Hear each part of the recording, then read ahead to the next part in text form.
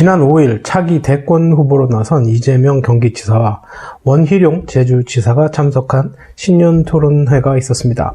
바로 JTBC 신년 특집 대토론이었습니다.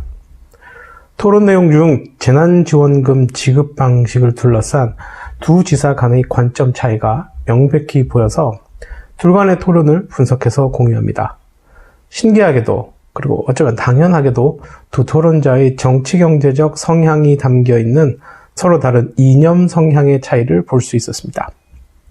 다소 까다로운 사회복지 이념 강의에 앞서 눈에 보이지 않는 이념이란 것이 우리에게 사회 정책을 통해서 어떻게 보여지는지 이해를 돕기 위해 참고할 만한 듯해서 영상을 준비해봤습니다. 약 3가지 부분에서 두 대권 후보자의 견해 차이가 보입니다. 첫 번째는 처방만을 생각하느냐 아니면 처방과 동시에 예방도 고민하느냐입니다. 원희룡 지사는 코로나 사태 속에서도 모두 고생하는 것은 아니라며 배달업종의 경우에는 호황이라는 말을 시작하며 보편적 지원보다는 선별적 지원이 옳다고 주장했습니다. 각각의 피해 대상이 다르므로 대책과 지원 역시 달라야 한다는 것이죠. 가장 피해를 심하게 받는 사람들을 지원하는 것을 우선으로 해야 한다는 것입니다. 재난지원금을 사용하는 것은 찬성하지만 보다 선택과 집중을 해서 더욱 어려운 사람들을 더 많이 도와야 한다는 것입니다. 즉 소비 진작보다는 생존에 더 집중해야 한다는 논리죠.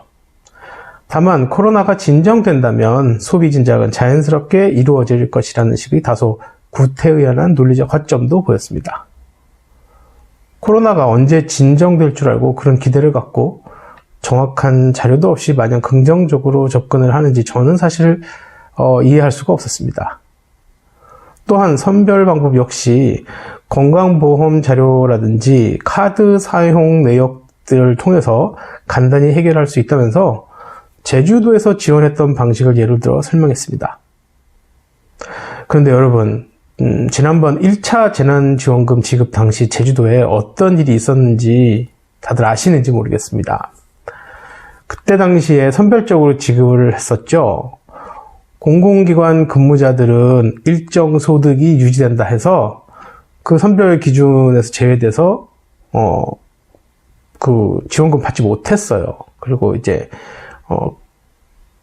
지급이 이루어지고 어느 정도 시간이 흐른 다음에 공공기관 근무자들을 중심으로 제주 지역에서 난리가 났었습니다.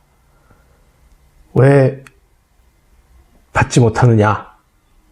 고생은 고생대로 우리가 다 하는데 왜 우리가 지원금을 받지 못하느냐 하고 온라인을 중심으로 여기가 한번 난리가 났었습니다.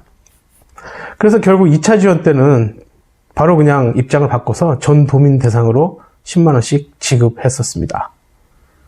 토론에서도 그런 말을 좀 했으면 더 좋았을 걸. 그런 말은 또 안 하는 것 같아요. 네.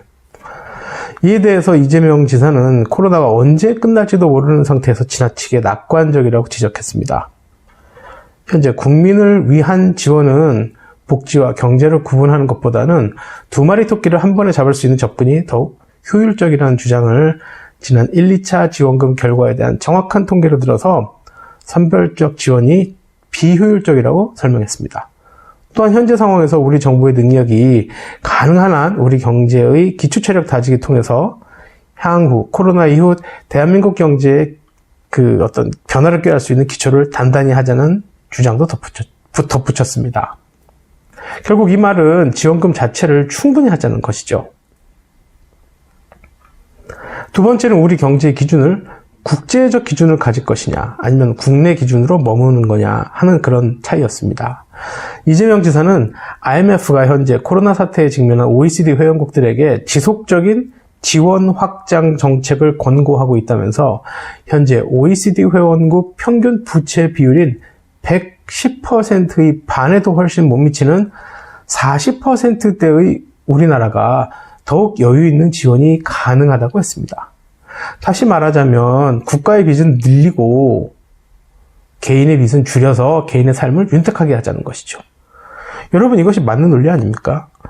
현재와 같은 비상 상황에 현재와 같은 개인 가계 부채 비율에서는 개인의 지출이 이게 활동적으로 될 수가 없죠. 바로 그런 부담들을 국가가 떠안자는 것입니다. 이렇게 하더라도 향후 대다수 국민 개개인이 경제적 상황이나 활동에는 큰 영향은 없다고 말했습니다. 국민은 가난하고 국가가 부자라는 일본 보세요. 개개인의 삶이 만족스러운가요?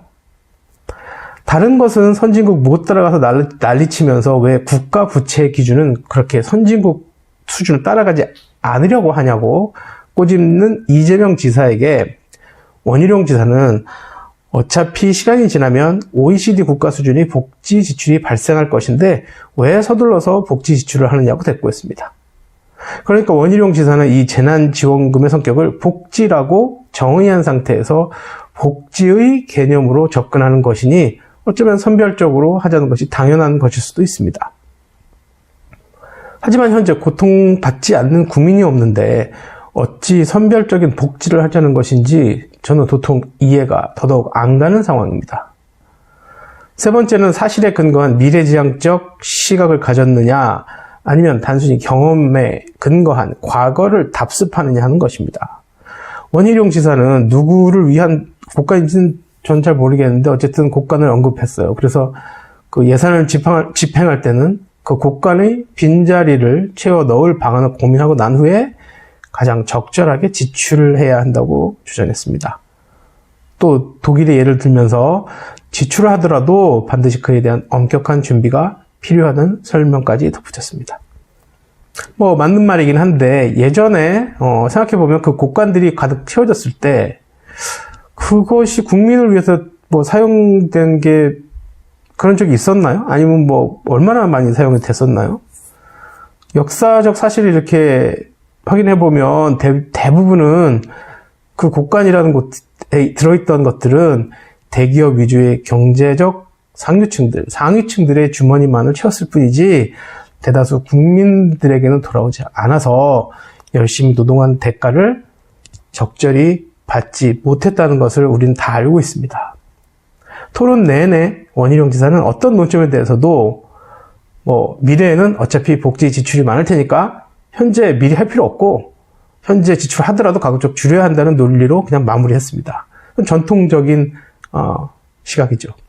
이에 반해서 이재명 지사는 원희룡 지사의 논리들 대부분이 사실에 근거하고 있지 않음을 비판하면서 국채 비율을 예로 들어서 국가 채무가 800조 원에 900조 원에 하면서 국민들 불안해하거나 불안하게 만들거나 압박하지 말고 정확한 OECD 국가 평균 채무 비율을 들어서 우리나라가 다른 국가들에 비해서 얼마나 건실한 재정 건전성을 확보하고 있으며 국민들이 현재 어려움을 덜어줄 여력이 있는지를 사실 그대로 확실하고 분명하게 전달할 필요가 있다고 강조했습니다. 또 같은 금액이 100만 원 지원이라도 내 주머니가 좀 어느 정도 찼을 때 100만 원과 지금처럼 정말 너무너무 어렵고 고통스러울 때 그 100만 원의 가치는 다르다면 지금과 같은 비상시기에는 국가의 채무가 좀 늘더라도 국민의 고통을 진정으로 덜기 위한 노력을 해야 한다면서 마무리했습니다. 사실 예전에 그렇게 안 했으니까 앞으로도 그렇게 하면 안 된다는 논리는 좀 저는 설득력이 없다고 봅니다. 코로나로 인해서 영화 속에서나 보는 일상을 현재 우리 살고 있습니다. 맨날 마스크 쓰고 다니고. 사업하는 사람들 하루에 상당수들이 폐업하고 5명 이상이 모여서 만편 식사도 못하고 그렇게 어려운 세상에서 지금 현재 우리 살고 있습니다. 예전에 이런 경우 있었나요? 이런 경험이 없었다면 지금 아무것도 못해야 정상인가요? 그 부분에 대해서 우리는 좀 더 생각해 볼 필요가 있습니다. 미국 국회의사당에 최루탄 가스가 터집니다. 우리나라의 80년대, 90년대 그랬었죠. 영국이 코로나 전염률 최악의 상황입니다. 예전에 해가 지지 않는 나라라고 불리워졌던 대영 제국이었죠. 프랑스 대통령이 문재인 대통령에게 전화를 따로 해서 코로나 대책에 대한 조언을 구합니다. 일본 수상이 제대로 일을 수행하지 못해서 코로나 확산이 하루하루 신기록을 세우고 있습니다. 증가일로에 있습니다. 바야흐로 우리가 이전에 생각하지도 못했던 새로운 시대입니다. 예전에 없었던 용기를 갖고 옛것으로부터 새로움을 배우고 찾아내는 슬기로움이 그 어느 때보다 대한민국에 현재 필요합니다. 도전하고 이루어내어서 우리 후손들에게 보다 자랑스러운 그런 대한민국을 만들어줄 좋은 기회를 놓친 우울을 범하지 않았으면 합니다. 챙겨보는 실버TV였습니다.